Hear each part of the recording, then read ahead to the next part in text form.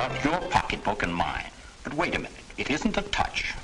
It just explores the pocketbook problems of a certain Mr. Harry W. Average.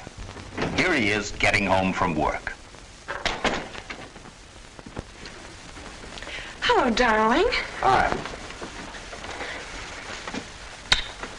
Hey, what do you want? Now, aren't you awful? Molly Miller's here, and I have something very important to ask you before she goes. Hello, Molly. Hello. Hey, what's the matter with you? Dog trouble? Em and I've been walking all day, window shopping for houses. We just got the bug all of a sudden. And Em found the dream house. She's got firsties on it, but I sure hope you say no, because it would be wonderful for Herb and me. He won't. Harry knows a good bargain. He wasn't born yesterday. Yeah, but we got a house. Oh, a rented one. The paint's all scratched and the wallpaper's faded, and we need a downstairs lavatory. This is the Martin house on Hudson Street. It was just redecorated before the war. I've got the cutest doorbell I ever saw. Plays Home Sweet Home. Yeah, what about an icebox? Molly knows where we can get one. A stove? I'll find a stove. How much? Well, Mrs. Martin said we could have a big mortgage. No cash? $2,200. Oh, that's great. You told her the exact cash value of our war bonds. Well, we got to talking, and How much is the mortgage? $4,000. That makes $6,200 and all. A wonderful price. Oh, but that was on the market 2 years ago for $5,000. But you can't find anything like that nowadays. Well, that's my point. $6,000 is going to buy a whale of a house after this war. After the war, I'm sick and tired of this old rattletrap. Oh, Em, it's cute. You shut up, Molly. You're tired of your own house, and it's twice as comfortable as ours. The Martin house is a house we could be proud of. Well, who wants to be proud of a house? There are too many other things to be proud of these days. I think Harry's absolutely right. You keep out of this. We've got almost enough furniture now, and we could buy a few extra pieces. Yeah, twice what they're worth. Bang goes the budget, bang goes the savings account. Not at all. You can just get yourself a raise. Oh, can I? Herb got one, didn't he, Molly? Uh-huh. He just went in and told the boss where to get off. And if Herb Miller can get a raise, you certainly can. Herb has initiative. We could move right in. We are not buying a house, Em. I think I'd better be running along. This isn't settled yet, Molly. Oh, yes, it is. Molly! There's Herb now. Coming!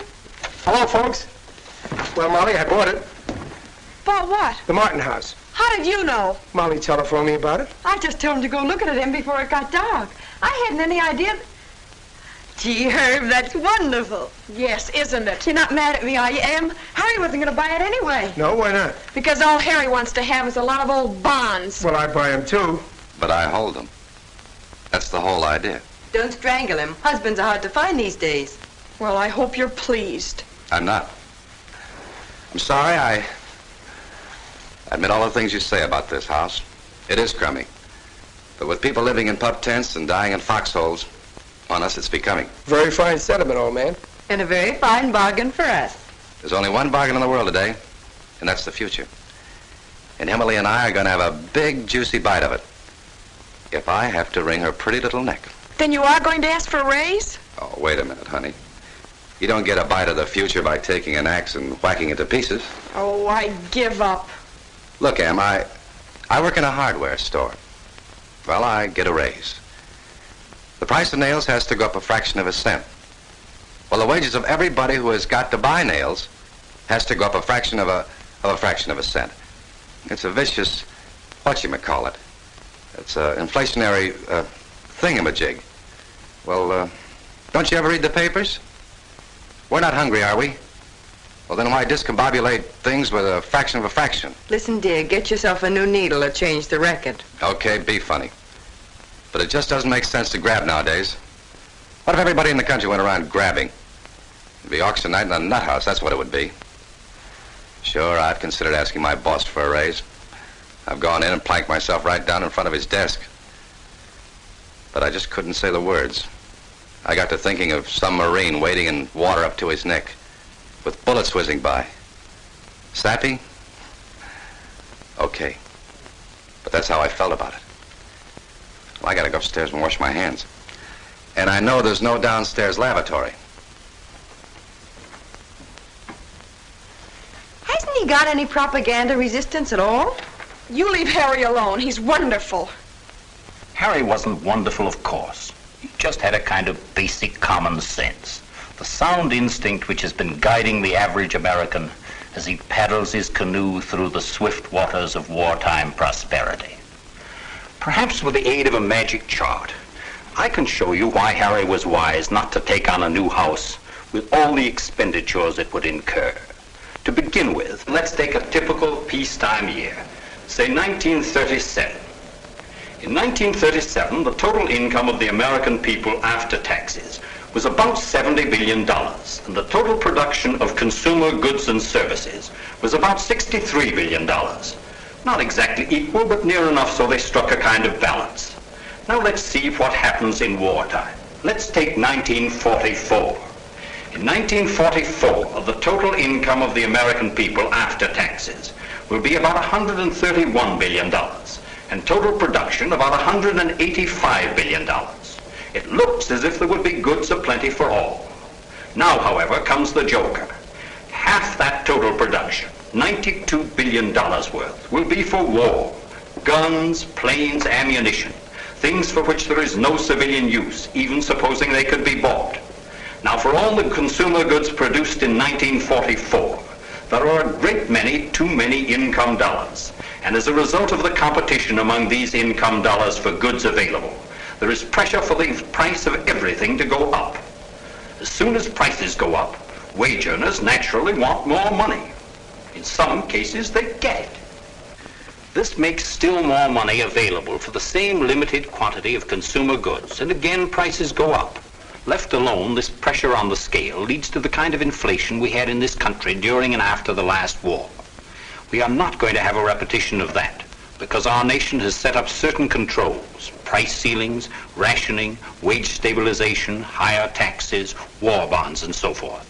However, these controls are not absolute. Complete control, to the point where there is no individual responsibility, is the negation of democracy. In America, the individual is responsible for his own welfare and that of his country. No, we don't have to worry about runaway inflation, but we are going to have some inflationary rise in the cost of living unless something is done. And any kind of inflation is bad enough, because what goes up must come down. Depression inevitably must follow inflation, and no one wants depression. If you don't remember 1929 and the early 30s, take it from me, it wasn't good. Well, let's get back to our 1944 chart for a minute. Here we are with an income of $131 billion after taxes, and only $93 billion worth of consumer goods to spend it on. The way to prevent inflation and its inevitable aftermath is to restore the balance. It is perfectly clear that there are only two ways to do that. One is to put more goods on this side of the balance. Anybody who is working a 60-hour week knows that it is impossible to produce much more, especially for civilian use. Therefore, it is clear that the solution is to take money away from this side of the balance. This is a job which must be done by individual American citizens. The way the individual accomplishes it is his individual responsibility. He can pay old debts, he can buy insurance, he can buy war bonds, he can increase his savings account, anything, so long as he doesn't release money which will compete for our limited civilian supplies. Thus he can help in the fight against present inflation and get ready for the future. Now let's take a look at Mr. and Mrs. Harry Average again. This time in the year 1940X, with the world once more at peace. Oh, look who's coming up the front walk, the Millers. They've brought themselves over to look at the place at last, the stinkers. Oh, I don't blame them. They've been having an awful time. Is it too warm in here? I'll fix it. Herb Miller, if you act impressed when you get inside, I'll kick you. Oh, why, Herb and Molly, how nice. Hello, Em. Come in. Just a slight bronchial tickle. My, what a cute room. Oh, do you really like Have it? you read the evening papers? Shirley Temple got married this afternoon. Isn't that sweet? What's Harry doing over there? Banking the furnace. Come again? I was adjusting the blinds for the morning. You know, sun heat warms this room during the day. No furnace? That would make me awfully nervous. Oh, there's a furnace. For nights and cloudy days, there's a register. Yeah, it delivers purified air by a gadget called precipitron. I don't know what a dust cloth means anymore. Hey, that sounds like magic. Don't you kind of miss the feeling of an old-fashioned homey house? You know, the kind we grew up in? I want to know I sort of reconcile myself to this. Hey, it's sort of dark in here. How'll you have it?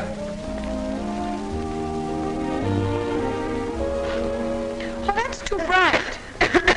Oh, are you coming down with a cold, dear? Could be. I think we better go home, Herb. Before I case the rest of this joint now in your life, I hear you got more gadgets in your kitchen than the dashboard of a helicopter. It's one of the new standard units. Comes in a package deal. We got the first one in town. I think I'll skip the kitchen. I would if I were you. You see, it doesn't really look like a kitchen. It's more of a playroom.